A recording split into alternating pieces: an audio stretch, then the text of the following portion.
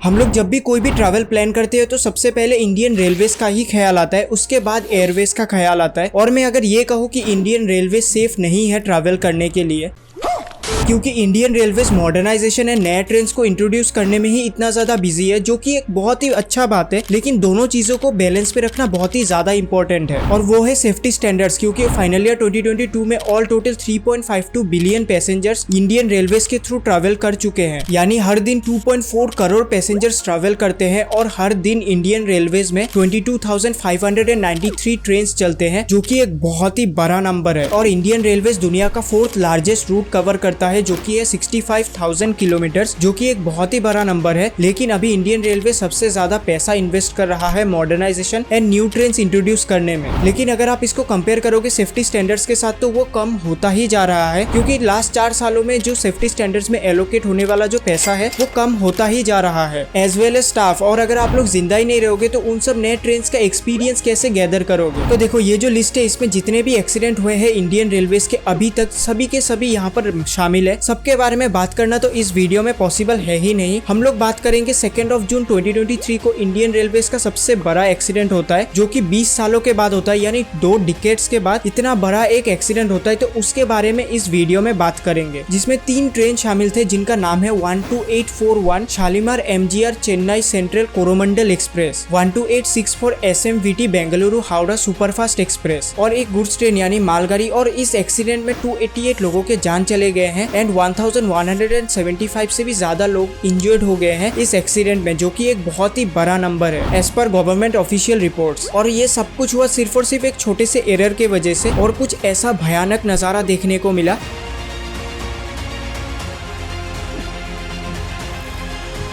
और कितने लोगों के फैमिली अधूरे हो गए हैं। कितना लोग का डेथ हुआ बोले तो मैं जब ट्रेन का बोगी से बाहर आया तब देखा किसी का पैर नहीं है, किसी का हाथ नहीं है, ऐसा ही किसी का थोपड़ा बिगड़ गया है, ऐसा है। मालूम है दादा किसे ढूंढ रहे हैं आप?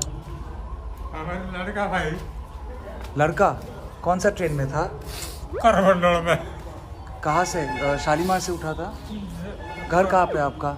हमका सुगो शुगो बास्तीपुर भद्रक जो होता है, हाँ। तो एरताड़ पदमपुर उसमें अच्छा। सुगो होता है। मिला बेटा आपको? मिलता नहीं है अभी तक। नहीं मिला? पुलिस को बताया आपने? हाँ, थोड़ा बात कर देना, मेरे को लोग को पता पड़ा नहीं, मिलता नहीं है। एंड इस एक्सीडेंट को इंडिया के डेडलीस्ट ट्रेन एक्सीडेंट के लिस्ट में शामिल कर दिया गया है, क्योंकि ऐसा एक्सीडेंट लास्ट हुआ था 1995 में, जो कि इंडिया का डेडलीस्ट रेलवे क्रैश था, जिसको फिरोजाबाद रेल डिजास्टर के नाम से भी जाना जाता है। खैर, इन सब टॉपिक्स को रखते हैं साइड में और डिटेल्स में जानते हैं कि ये ट्रेन एक्सीडेंट क्यों हुआ, कब हुआ और किस वजह से हुआ, और इंडियन रेलवेज को क्या स्टेप्स फॉलो करने चाहिए ताकि उनका जो सेफ्टी स्टैंडर्ड्स है वो इम्प्रूव हो सके। और लोग अभी रेलवे मिनिस्टर का इस्तीफा मांग रहे हैं, लेकिन क्या वो अभी इम्पोर्टेंट है या फिर इस एक्सीडेंट के हल तक पहुंचना इम्पोर्टेंट है? आइए जानते हैं आज के इस वीडियो में। कंपेंसेशन का अमाउंट कल रात में रेलवे की तरफ से डिक्लेयर हो गया था। Deeply distressed by this extremely tragic train accident. दुर्भाग्यजनक स्थिति में मृत्यु भी हुई है। उन सारे मृतकों के प्रति हम समवेदना जताते हैं। ये दुर्भाग्यजनक हुआ, नहीं होना चाहिए था ये, लेकिन कुछ तकनीकी कारण से ये हुई है। रेल विभाग उस पर इंक्वायरी कमेटी बिठाई है। रेल मंत्री जी ने स्वयं आज सुबह से आके यहाँ डटे हैं। Firstly let's know about the train details. तो देखो, इस ट्रेन एक्सीडेंट में all total 2 passenger train involve थे और एक गुड्स ट्रेन यानी एक मालगाड़ी इन्वॉल्व था, जिसका अभी तक उतना ज्यादा डिटेल्स इंटरनेट पर प्रेजेंट नहीं है। बट हाँ, दोनों के दोनों जो पैसेंजर ट्रेन थे उनमें से एक पैसेंजर ट्रेन का नाम था 12841 कोरोमंडल एक्सप्रेस, जो कि शालीमार वेस्ट बंगाल से अपना जर्नी स्टार्ट करता है एट 3:20 PM और उसके अगले दिन पहुंचता है MGR चेन्नई सेंट्रल को at 4:50 PM। And all total ये कवर करता है 1659 kilometre in 25 hours and 30 minutes. और इसमें ज्यादातर पेशेंट्स ट्रेवल करते हैं जिनका ट्रीटमेंट चेन्नई में चल रहा होता है, और हम सभी को पता है कि चेन्नई में कम पैसों में अच्छा खासा ट्रीटमेंट हो जाता है। और दूसरा पैसेंजर ट्रेन था 12864 SMVT Bengaluru Howrah superfast express, जो कि SMVT बेंगलुरु से अपना जर्नी स्टार्ट करता है एट 10:35 AM सुबह को, और उसके अगले दिन शाम को पहुंचता है हावड़ा एट 7:55 PM। और ये ट्रेन कवर करता है 1942 किलोमीटर इन 34 आवर्स 40 मिनट्स। और ये दोनों के दोनों जो जो पैसेंजर ट्रेन है ये डेली रन होते हैं। Secondly, how this horrific train accident happened. तो देखो बात काफी ज्यादा सिंपल है। कोरोमंडल एक्सप्रेस हावड़ा से चेन्नई जा रहा था and at the same time SMVT Bengaluru Howrah superfast express Bengaluru से हावड़ा आ रहा था, यानी ऑपोजिट टू ईच अदर। और एक ऐसा क्रॉसिंग तो जरूर होगा जहाँ ये दोनों के दोनों ट्रेन आसपास से गुजरेंगे और ये क्रॉसिंग डेली होता है क्योंकि ये दोनों के दोनों ट्रेन डेली रन होते हैं। लेकिन 2 जून को हुआ ये कि जो कोरोमंडल एक्सप्रेस ट्रेन था वो अप मेन लाइन पर था एट दी महानगर बाजार railway station in Odisha and SMVT Bengaluru Howrah superfast express down main line पर था और इस रेलवे स्टेशन पर इन दोनों के दोनों ट्रेन को रुकना नहीं था और दोनों ही ट्रेन को ग्रीन सिग्नल मिल गया था। So both the train were proceeding at a speed of 128 to 130 kilometre per hour, जो कि उनका हाईएस्ट परमिटेड स्पीड था। हर तरह से सिग्नल सेट थे और सिग्नल ग्रीन थे। ग्रीन सिग्नल का मतलब है ड्राइवर को सिग्नल का इंडिकेशन अगर ग्रीन मिल रहा है, इसका मतलब है उसका आगे का पाथ एकदम क्लियर है और वो सीधा अपनी पूरी स्पीड जो भी उसको परमिटेड मैक्सिमम स्पीड है उस पर वो अपनी गाड़ी को चला के ले जा सकता है। तो वो लगभग यहाँ पे इस सेक्शन पे इस गाड़ी के लिए 130 किलोमीटर की परमिटेड स्पीड है, वो 128 किलोमीटर पर आवर पे था, जो कि हम लोगों ने लोको के रिकॉर्ड से भी कंफर्म किया है। वो 128 किलोमीटर पर आवर की स्पीड पे था कोरोमंडल वाला। और दूसरी डायरेक्शन से यशवंतपुर जो आ रही थी वो भी 126 पे थी, वो भी 130 पे परमिटेड है, वो भी 126 किलोमीटर पर आवर पे थी। इनके सबके लोगों के डेटा से हम लोगों ने ये कंफर्म भी कर लिया है कि ये स्पीड थी गाड़ियों की। तो देखो ये चीज समझना काफी ज्यादा इंपॉर्टेंट है कि एक लोकोमोटिव पायलट अपने हिसाब से ट्रेन नहीं चलाता है, वो सिग्नल से दिए हुए प्रोटोकॉल को फॉलो करता है और उनके मुताबिक वो ट्रेन को चलाता है। और महानगर रेलवे स्टेशन के सामने दोनों के दोनों जो अप मेन और डाउन मेन लाइन थे उनके साइड पर थे लूप लाइन्स, यानी एक ऐसा लाइन जहाँ पर मेन लाइन से कोई भी ट्रेन को उधर रखा जा सके ताकि मेन लाइन खाली हो जाए, ताकि जो ज्यादा प्रायोरिटी वाला जो ट्रेन है वो पास हो सके। और इस केस में क्या हुआ कि अप मेन लाइन के साथ भी एक लूप लाइन था और डाउन मेन लाइन के साथ भी एक लूप लाइन था और इन लूप लाइन्स में जाने के लिए रहता है जंक्शन और दोनों के दोनों लूप लाइन्स पर थे गुड्स ट्रेन और वो जो जंक्शन है उनको मैनुअली या फिर इलेक्ट्रॉनिकली मूव किया जाता है। और जब ये जंक्शन मूव होता है तो उनके साथ सिग्नल लाइट्स ऑलरेडी कनेक्टेड रहते हैं, जैसे कि रेड लाइट का मतलब होता है उस ट्रेन को वहां पर रुकना होगा, येलो लाइट का मतलब होता है उस ट्रेन को स्लो करना होगा, वो लूप लाइन पर जाएगा, एंड लास्टली आता है ग्रीन लाइट। तो ग्रीन लाइट का मतलब होता है कि वो उस ट्रेन को कुछ भी करने का जरूरत नहीं है, वो मेन लाइन खाली है, वो फुल स्पीड से निकल सकता है। और ये जो सिग्नल लाइट्स है ये जंक्शंस के साथ ऑलरेडी इंटरलिंक्ड होते हैं, यानी जब जंक्शन मूव होगा तो उनके साथ साथ ये लाइट भी चेंज हो जाएगा। और इसका एग्जांपल काफी ज्यादा सिंपल है, जब भी आप अपने बाइक पर या फिर कार पर ब्रेक अप्लाई करते हो तो उसके साथ साथ आपके ब्रेक भी लगता है और आपके कार का बैक जो लाइट है रेड कलर का स्टॉप लाइट वो भी ग्लो हो जाता है। उसके लिए तो आप सेपरेट कोई भी स्विच मतलब प्रेस नहीं करते हो उसको ग्लो करने के लिए, दोनों के दोनों चीजें इंटरलिंक्ड होते हैं। तो इसी तरीके से एक जंक्शन के साथ सिग्नल लाइट्स कनेक्टेड होते हैं। तो इस कंडीशन में हुआ ये कि कोरोमंडल एक्सप्रेस अपना स्ट्रेट मेन लाइन फॉलो कर रहा था क्योंकि सिग्नल से उनको यही इंस्ट्रक्शन फॉलो करने के लिए बोला गया था। और जब वो लूप लाइन के सामने पहुंचे तो वहां का जो सिग्नल लाइट था वो भी ग्रीन कलर का ग्लो हो रहा था। और इस चीज का कॉन्फर्मेशन दिया है कोरोमंडल एक्सप्रेस के जो लोकोमोटिव पायलट थे, उन्होंने भी इस चीज का कॉन्फर्म किया है क्योंकि वो इस एक्सीडेंट में बच गए हैं। ड्राइवर था कोरोमंडल का, उससे बात की, उससे पर्सनली बात की, वो उस समय होश में था, उसने बताया कि उसको सिग्नल ग्रीन मिला है, बस इतनी बात हुई है। उसके बाद से उसकी हालत गंभीर है और वो अभी अस्पताल में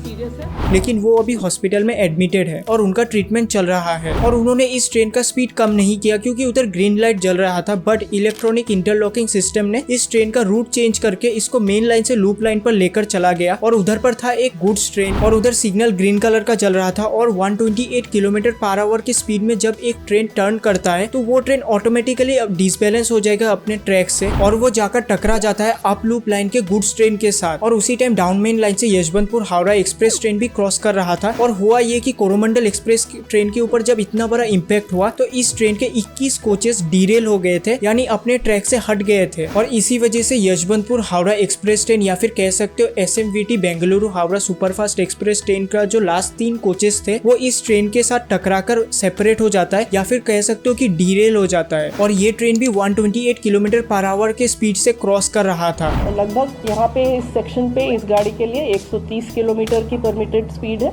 वो 128 किलोमीटर पर आवर पे था, जो कि हम लोगों ने लोको के रिकॉर्ड से भी कंफर्म किया है। वो 128 किलोमीटर पर आवर की स्पीड पे था कोरोमंडल वाला। और दूसरी डायरेक्शन से यशवंतपुर जो आ रही थी वो भी 126 पे थी, वो भी 130 पे परमिटेड है, वो भी 126 किलोमीटर पर आवर पे थी। और दोनों ही ट्रेन पर LHB कोचेस थे, यानी जो रेड कलर के कोचेस होते हैं वो काफी ज्यादा सेफ माने जाते हैं अगर आप उनको ब्लू कलर के जो पुराने कोचेस है उनके साथ कंपेयर करोगे तो। और आपने ये चीज तो जरूर देखा होगा कि सभी के सभी कोचेस सेपरेट हो गए थे, क्योंकि इन सब कोचेस को बनाया ही ऐसे जाता है कि जब इनका कॉल्यूशन होता है तो ये एक दूसरे का मतलब सेपरेट हो जाता है एक दूसरे से, ताकि दूसरा कोई भी कोच डीरेल ना हो जाए। और इसी वजह से SMVT एक्सप्रेस के जो लास्ट 3 कोचेस थे उनके साथ ही ये जो इम्पैक्ट होता है वो होता है, और इसी वजह से ये तीनों के तीनों डीरेल हो जाते हैं। बाकी जो पूरा का पूरा ट्रेन था वो ठीक रहता है, और उन 3 कोचेस में से 2 अनरिजर्व कोचेस थे और एक ब्रेक वैन था। बाकी 20 कोचेस के साथ इस ट्रेन को बालासोर रेलवे स्टेशन पर रुकाया गया, और उधर चेक करने के बाद लास्ट का जो और एक कोच था उसको सेपरेट किया गया जो डैमेज कोच था, और बाकी 19 कोचेस के साथ ये जो ट्रेन है ये अपना जर्नी कंप्लीट करता है हावड़ा तक। अब इस ट्रेन के बारे में भी मैं कुछ बताना चाहूँगी। ये ट्रेन है LHB ट्रेन, हमारी जो LHB कोचेस है उसकी ट्रेन है। ये LHB is a very very safe train. अगर आप और एक्सीडेंट्स इस तरह की ट्रेन के देखेंगे आपको मिलेगा कि इवन एट फुल स्पीड ये ट्रेन कैप्साइज नहीं होती। इसके कोचेस जो हैं वो दे डोंट टर्न टर्टल, और इसलिए उसमें जो लोग होते हैं वो उनको कोई ज़्यादा इंजरीज नहीं होती है।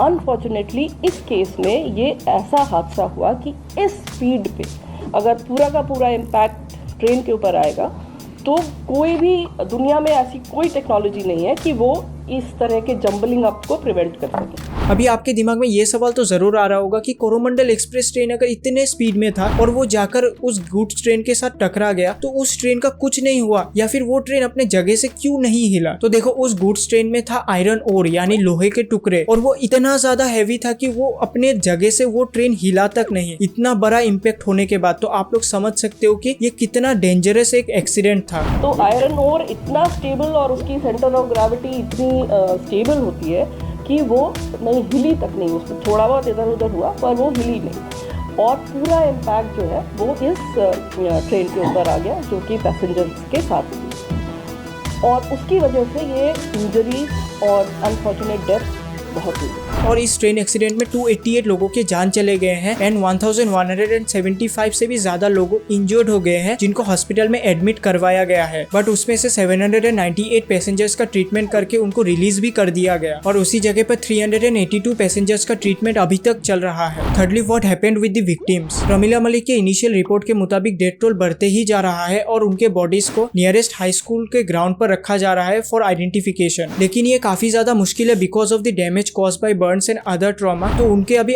दूसरे जो बिलोंगिंग्स है उनको देखकर उनको आइडेंटिफाई किया जा रहा है, जैसे कि उनका लगेज, स्मार्टफोन या फिर कोई भी आइडेंटिटी कार्ड, वो सब देखकर उनको आइडेंटिफाई किया जा रहा है। एंड इंडियन रेलवेज ने एक रिजर्वेशन चार्ट का लिस्ट दोनों के दोनों पैसेंजर ट्रेन के लिए उनके वेबसाइट पर अपलोड किया है, तो उसका लिंक मैं इस वीडियो के डिस्क्रिप्शन पर डाल दूंगा, वहां से जाकर आप लोग चेकआउट कर सकते हो। और उसी के साथ साथ ओडिशा, वेस्ट बंगाल एंड तमिलनाडु में हेल्पलाइन नंबर्स इशू किए गए हैं जो कि अभी आप लोग स्क्रीन के ऊपर देख सकते हो। एंड क्रैश साइट पर 3 national disaster response force NDRF के यूनिट पहुंचे, 4 Odisha rapid action force units and 15 fire rescue teams, 100 doctors, 200 police personnels and 200 ambulance को क्रैश साइट पर मोबिलाइज किया गया, और 4 अदर NDRF टीम्स भी उस क्रैश साइट में पहुंचे बाद में। और देखो, ओडिशा अपने डिजास्टर मैनेजमेंट के लिए पूरे इंडिया में फेमस है, और उसी के साथ साथ लोकल बस कंपनीज ने भी उन सब इंजर्ड पैसेंजर्स को ट्रांसपोर्ट करने में हेल्प किया, एंड लोकल सिविलियंस ने इंजर्ड पैसेंजर्स को पानी दिया और उनके लगेजेस को निकालने में भी हेल्प किया। और उसी के साथ साथ गवर्नमेंट ऑफ वेस्ट बंगाल ने भी 30 ambulance, 40 doctors and several other nursing staff को भी क्रैश साइट पर भेजा ताकि वो लोगों को रेस्क्यू कर सके और उनका ट्रीटमेंट किया जा सके। और उसी के साथ साथ गवर्नमेंट ऑफ तमिलनाडु ने 2 state minister and 3 IAS officer को क्रैश साइट पर भेजा, and they also arrange treatment facilities with 70 beds at Chennai Rajiv Gandhi government general hospital. और वहाँ के लोकल लोग इतने हेल्पफुल थे कि वहाँ के बहुत सारे लोगों ने ब्लड डोनेट भी किया। Fourthly, investigation related to this accident that how it happened. एक प्रिलिमिनरी इन्वेस्टिगेशन किया गया था खड़गपुर रेलवे डिवीजन के ऑफिशियल्स के द्वारा at the site of the crash, और उसका जो रिजल्ट है वो मैंने आप लोगों को कुछ ही देर पहले बताया था। लेकिन रेलवे अथॉरिटीज को इस कॉल्यूशन के जगह पर एंटी कॉल्यूशन सिस्टम डिप्लॉय करना चाहिए था, जो कि नहीं किया गया था, क्योंकि उनको लास्ट 6 महीनों में 2 बार वार्निंग दिया गया था बिफोर दिस इंसिडेंट हैपेंड कि यहाँ के सिग्नलिंग सिस्टम में कुछ ग्लिच है जिसके वजह से डीरेलमेंट हो सकता है। और इस साल फरवरी 2023 में the principal chief operating manager of south western railway zone ने अथॉरिटीज को लिखा भी था, जब यशवंतपुर हजरत निजामुद्दीन संपर्क क्रांति एक्सप्रेस का कॉल्यूशन होते होते बच गया। और उन्होंने ये भी बताया कि अगर इस सिग्नलिंग ग्लिच को ठीक नहीं किया गया देन यहाँ पर डीरेलमेंट हो सकता है। और दिसंबर 2022 में एक रिपोर्ट भी सबमिट किया गया on derailment by the controller and auditor general of India, और वहाँ वार्न भी किया गया because of lack of adequate staff in the safety department in Indian railways would impact the quality of maintenance, जो कि एक बहुत ही बड़ा बात है। और वहाँ पर यह भी बात बताया गया कि रेलवेज का जो सेफ्टी फंड्स है वो लास्ट 4 सालों में कम होता ही जा रहा है। और उसके 2 दिनों के बाद यानी 4 जून को रेलवे मिनिस्टर अश्विनी वैष्णव ने यह बताया कि change in electronic interlocking system, जो कि एक एरर है इलेक्ट्रॉनिक सिग्नलिंग सिस्टम में, जिसके वजह से ये क्रैश हुआ।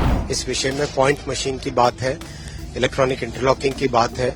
इलेक्ट्रॉनिक इंटरलॉकिंग में जो चेंज किया जिसके कारण ये दुर्घटना हुई, जिसने भी किया, जिसने भी जो भी इसके कारण है वो इन्वेस्टिगेशन से निकलेगा। And railway board member Jaya Verma said that the electronic interlocking system is fail safe in 99.9% of cases. Electronic machine हो चाहे मैकेनिकल मशीन हो, कोई भी मशीन फेलियर प्रोन होती है।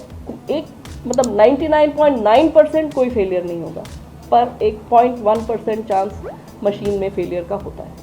तो वो पॉसिबिलिटी तो हमेशा ही है हर तरह के सिस्टम। बट ये एक रेयर केस हुआ because of some wire cut during digging और some sort of short circuit. Supposing किसी व्यक्ति ने वहाँ पे आसपास कुछ खोद दिया बिना ये देखे कि वहाँ पे केबल जा रहा है कि नहीं जा रहा है, कुछ अगर काट दिया।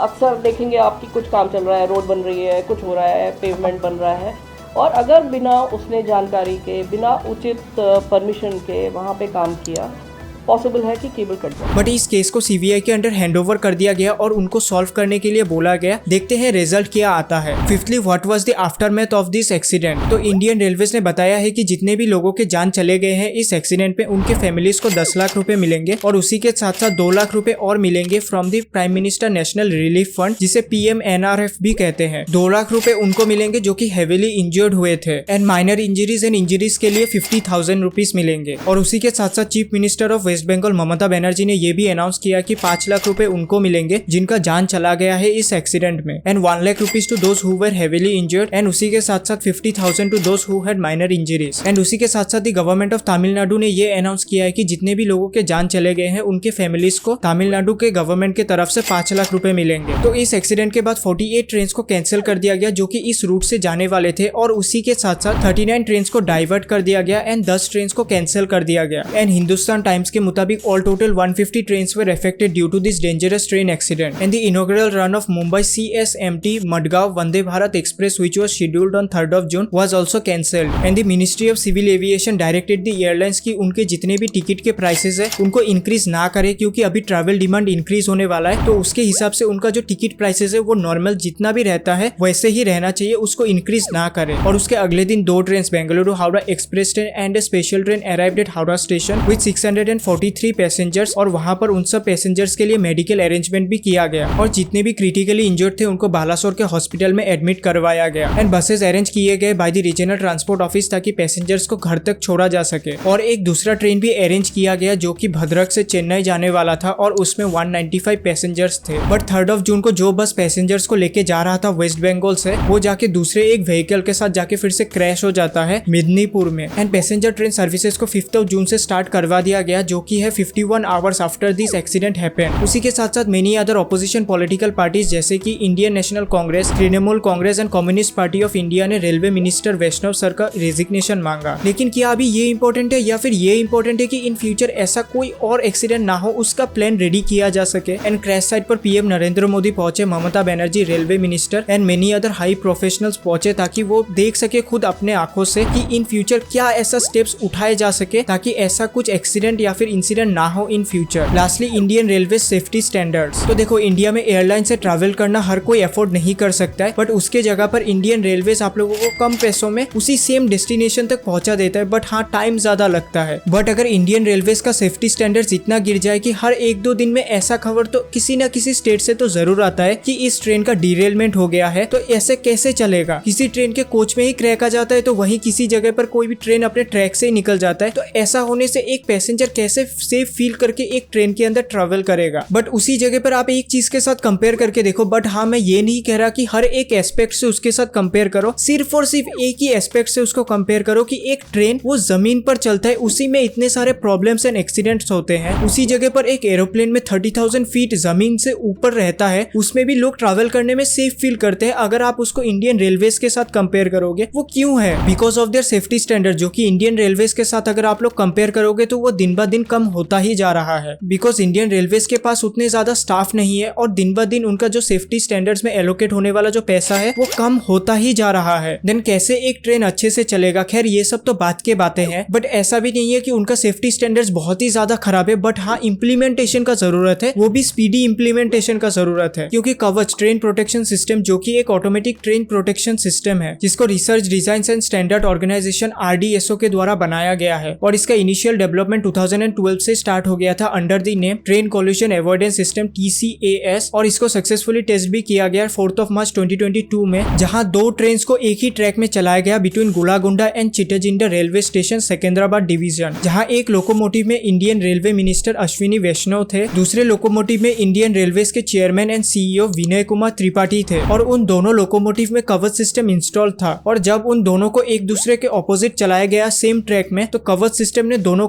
ट्रेन को डिटेक्ट किया और ऑटोमेटिकली ब्रेक्स अप्लाई कर दिए और दोनों का कोलिजन होने से बच गया। कवच अपने से रोकने की कोशिश कर रहा है। ड्राइवर साहब, आप तो ब्रेक नहीं लगा रहे हैं।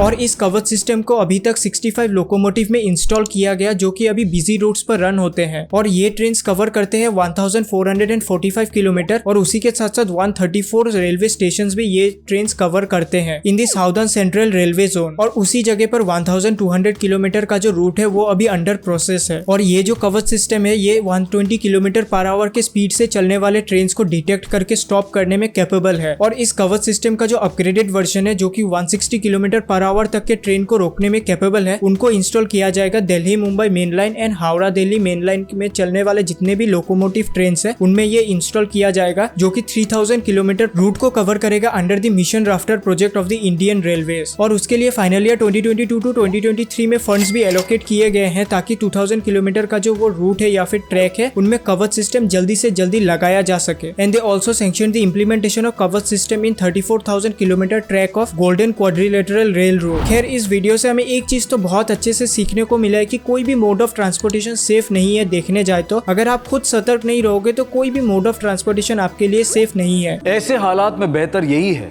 कि वक्त रहते इंसान सतर्क होकर अपने जज्बात को काबू में रखकर अपने कदम पीछे हटा ले और अपनी जिंदगी को एक नई दिशा की तरफ मोड़ने की कोशिश करें।